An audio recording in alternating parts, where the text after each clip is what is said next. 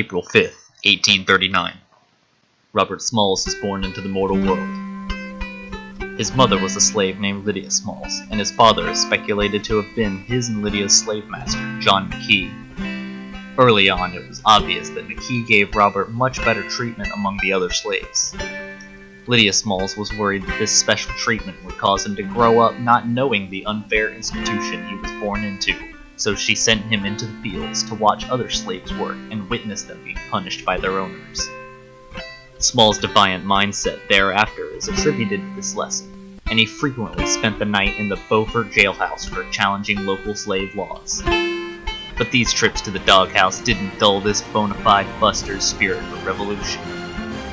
Going to Charleston to work as a laborer at the age of 19, he began to work on the waterfront, a career move that would equip him with skills needed for his valiant acts later on. He worked his way up through hard labor to finally get a job on SS Plymouth. He was allowed to keep only $1 of his weekly earnings, but cold hard cash wasn't nearly as valuable as the skills he learned on the water. Also at the age of 19, Robert Smalls fell head over heels for a fox by the name of Hannah Jones. They married soon after. With their owner's permission, the couple moved into a Charleston apartment and had 2 children. Still, Smalls was not satisfied. He sought to buy his family's freedom and negotiated a price with the owners that enslaved them, the Kingman family. The Kingmans agreed, but their offer wasn't cheap. They set the price at $800 for the whole family. Unfortunately, Robert only had $100 to his name, but money wouldn't stop him. He decided that if he could achieve freedom with money, he could achieve freedom by sea. In 1861, the Civil War broke out. The Confederacy had commandeered the Planter into service at the outbreak of the war, and it had been converted to a gunship, in charge of regularly transporting large amounts of supplies, including guns, ammunition, and explosives. The CSS Planter was piloted by Captain C.J. Relier. Robert Smalls had informed the slaves aboard the Planter of his plan weeks ahead of time to make an escape by sea to the Union naval blockade surrounding the Bay Area. The Planter was due to send supplies out to various drop-off points the next morning. Putting a small amount of trust in Smalls and the black crew, Captain Relier and the rest of the white crew left the ship for a night on the Thames.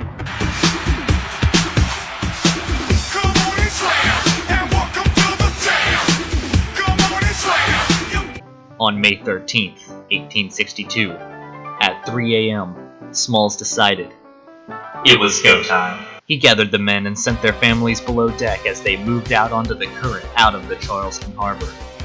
The first obstacle on the way to the Union ships and freedom was Fort Johnson. Smalls had donned a disguise composed of Relier's straw hat and a captain's uniform. He also copied Relier's mannerisms, such as folding his arms, to fool any Confederate onlookers. Capture would certainly mean death for all aboard, so failure was not enough. After giving the correct combination of signals, Smalls and the gang made it successfully past Fort Johnson, but ahead lied more forts to pass. The dangerous journey had only just begun. At 4:15 a.m., Smalls sailed past Fort Sumter. They steamed past Sumter uncompromised and then past 3 more Confederate gun batteries, giving the necessary signals. Upon approaching the Union naval blockade, Smalls orders the crew to take down the Confederate and palmetto flags and replace it with a white flag of surrender fashioned out of a bedsheet his wife Anna had brought on board. Finally, they were home free. But if it hadn't been the crack of dawn, Robert Smalls might have ended his journey at the bottom of the bay, because when the Planter was spotted by the USS Onward, it was locked and loaded to fire on the oncoming Confederate ship. Luckily, an Onward crew member spotted the white flag and no shots were fired. Oh, how the crew of the Planter rejoiced. They realized that they were free and miraculously alive.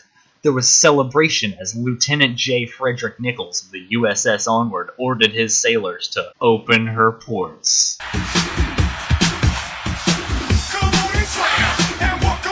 As the Planter came near and approached the USS Onward, Lieutenant Nichols reported being greeted by a black man in a Confederate uniform and a straw hat saying, "Good morning, sir.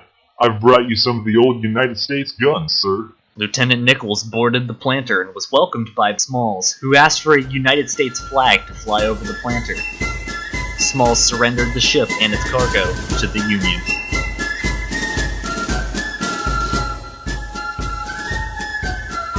Aboard the ship was valuable materials, ammunition, and guns. But most valuable of all was the intel inside. The captain's logbook with the Confederate signals and information about the mines and torpedoes laid in Charleston Harbor. It wasn't long before the Union had captured Coles Island and its batteries thanks to this intel. Robert Smalls was celebrated as a hero across the land. His story ran in all the newspapers, and people talked about him across the North. A $4,000 bounty from the Confederacy was placed on his head. All the things that come naturally with fame. Thanks to his valiant efforts, the U.S. Congress passed a private act letting the Navy reward Smalls 1/3 of half the planter's value. As for C.J. Relier and the White Crew, they were arrested for allowing Smalls and company to outwit them and give up the ship to the Union. Before that night, Smalls had but $100 saved up from odd jobs and couldn't even purchase his family's freedom. After that, he was a hero. Free along with his family, and with $1,500 in his pockets that he could use to buy a house and settle down with his family. A free man. But he didn't! Robert Smalls wasn't the type of man to quit while he was ahead. Robert Smalls had stood up in the face of almost certain death. This was a man willing to go far, not only for love, but for what was right. He enlisted in the U.S. Navy directly after, and with the help of Major General David Hunter, was awarded an audience with President Abraham Lincoln and Secretary of War Edward Stanton, to whom he personally argued for the right of African Americans to enlist in the U.S. Army. Because of this, Secretary Edward Stanton signed an order allowing 5,000 African Americans to enlist in the U.S. forces. Robert Smalls served the Navy until 1863, when he was transferred to the U.S. Army. Smalls was present at 17 major battles in the Civil War, and after his daring military escapades, he served 5 terms in the U.S. House of Representatives. With the money he gained from his great escape on the planter, Smalls bought and lived in the home of his former slave master, John McKee. Then, on February 22nd, 1915, at the age of 75, Robert Smalls' life came to an end, the curtains finally closing on the life of a true legend. My race needs no special defense, for the past history of them and this country proves them to be equal of any people anywhere. All they need is an equal chance in the battle of life.